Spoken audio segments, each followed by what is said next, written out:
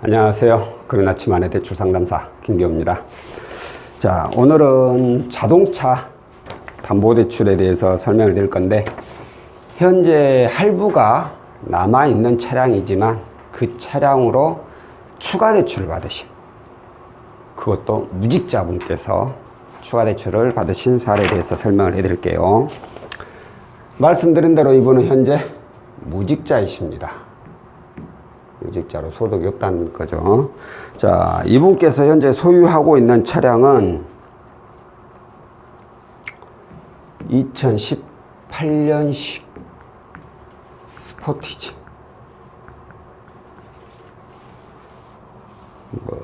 자세히 들어가면 사륜 프레스티지. 이 차량이에요.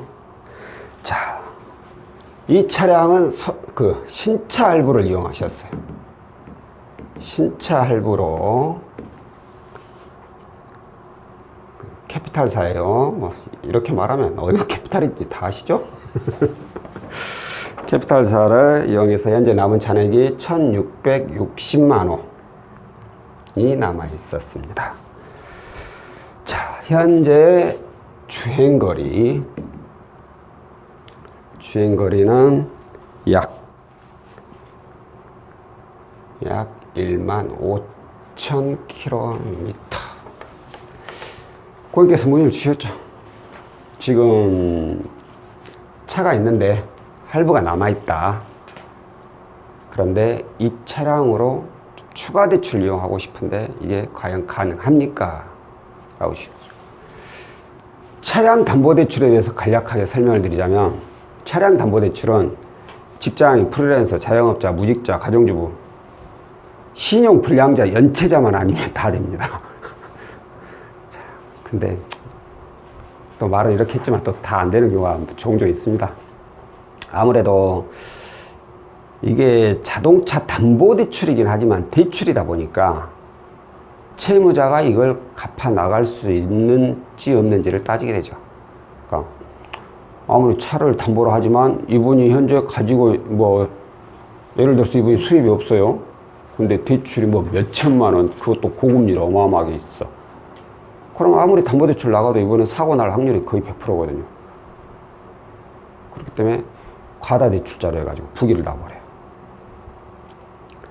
가장 자동차 담보대출로 저희가 접수를 해서 부결이 가장 많은 게 바로 이 과다대출입니다.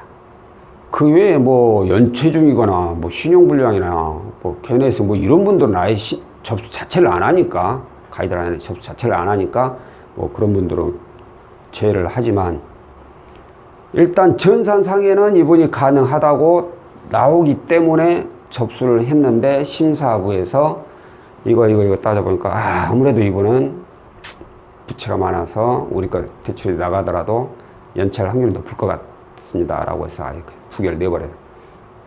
자동차 담보대출 부결은 거의 그거 외에는 하나 더, 압류.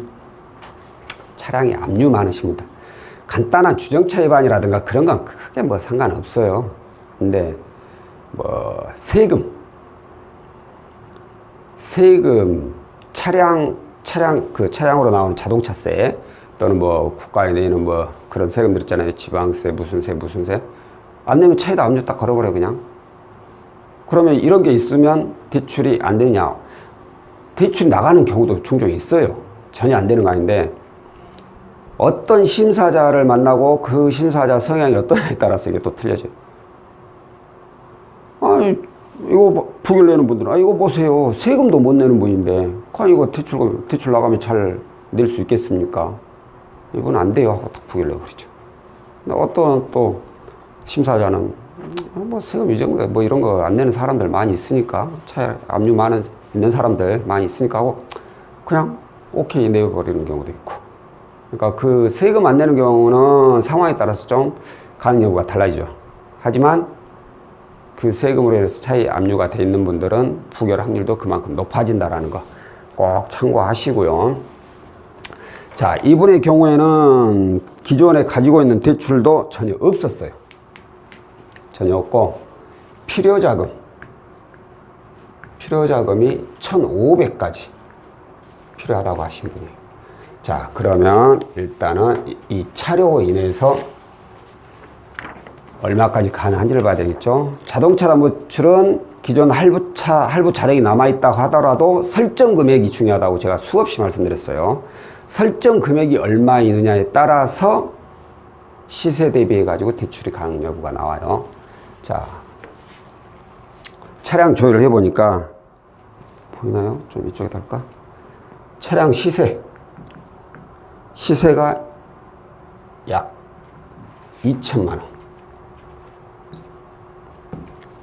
보이나요? 이따 할까 그냥? 자, 시세가 약 2천만 원이 나왔어요. 자, 그러면 이제 중요한 것은 설정 금액이겠죠.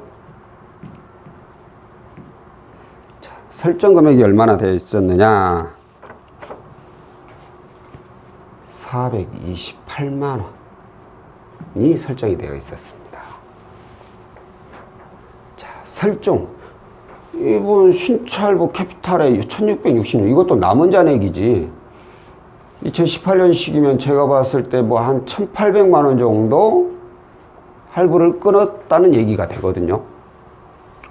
그럼 설정은 428만 원이야. 문제는 무직자야. 할부 금액에 비해서 설정 금액이 굉장히 적어요. 이유가 뭘까요? 아무리 무직자이긴 하지만 대출이 제가 이분이 하나도 없다고 했죠. 신용 등급이 좋으신 거죠. 자, 신용 등급이 좋은데 이분은 무직자니 그래도 소득이 없지 않냐 라고 얘기할 수 있지만, 이 금융사 전산에는 추정소득이라는 게 또 있어요. 자, 무직자분들이라 해가지고 돈 한 푼도 안 쓰나요? 카드 쓰죠. 보험 하다못해 자기도 뭐 보험도 들어가죠. 건강보험료, 무직자도 건강보험료 내야 되잖아요. 이런 각종 세금에다가 내 생활에다가 돈은 있어야지 살아갈 수가 있거든요. 무직자라고 하더라도. 그럼 그 돈은 어디에선가 분명히 들어온다는 뜻이 돼요. 그래서 그걸 추정소득이라고 보는 거예요. 이분은 비록 소득을 증빙할 수 있는 것은 없지만 어느 정도의 소득이 분명히 발생이 되고 있기 때문에 대출도 하나도 없고 이렇게 차까지 운행하고 계신다라고 해서 추정소득이 나옵니다. 대략 얼마 딱 전산에 다 나와요. 그러다 보니까 해당 이 신차할부사에서 이분이 신용 나쁘지 않고 뭐 추정소득이 있고 대신 이제 무직자가 좀 걸려서 제 생각에는 설정 금액을 낮게 잡은 거예요. 설정 금액 하나도 안 잡히는 분들 굉장히 많습니다. 어떤 분들은 설정 금액 없다고 차 팔아버리시는 분들도 있어요. 설정 금액 없을 때는 이 할부 금액만 잘 납부하면 되니까 그냥 차 팔아버려요. 그냥 돈 필요하다고. 그럼 할부금만 계속 내는 거예요. 그렇게 하면 안 돼요. 원래 문제 생겨요. 근데 이거 연체 없이만 잘 갚으면 아무 문제 없거든요. 자, 근데 이분은 설정 금액이 있기 때문에 그렇게는 못 하겠죠. 차 팔려면 이 설정 금액 이거 갚아야 되냐? 아니요. 이거 다 갚아야지 이거 풀어주거든요. 자, 그래서 저희는 이제 설정 금액이 428만 원, 2천만 원, 약 1,500만 원 정도 갭 차이가 있죠. 1,500만 원.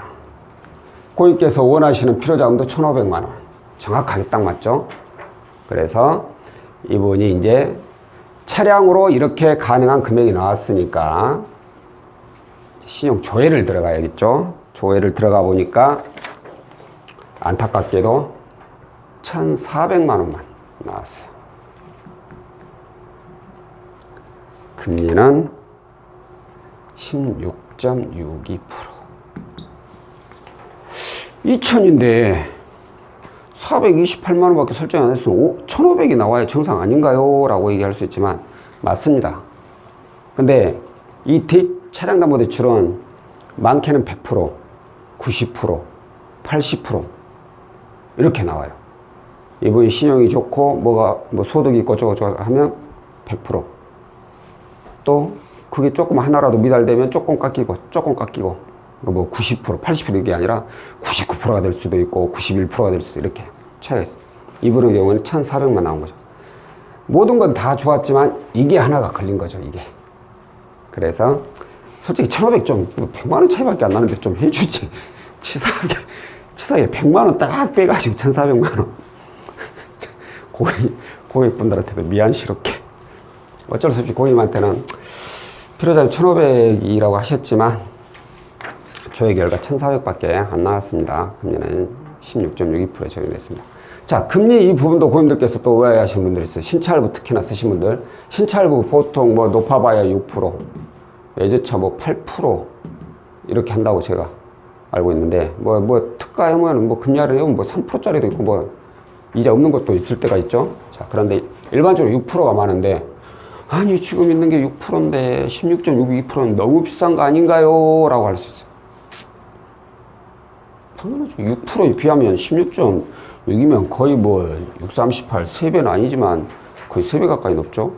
자, 그런데 문제는 이건 신차고, 새 차를 뽑았을 때 금리고, 이제 이거 이용할 때는 이건 신차가 없어요. 이건 신차가 아니죠. 이제 중고차죠. 중고차 금리가 되어버리죠.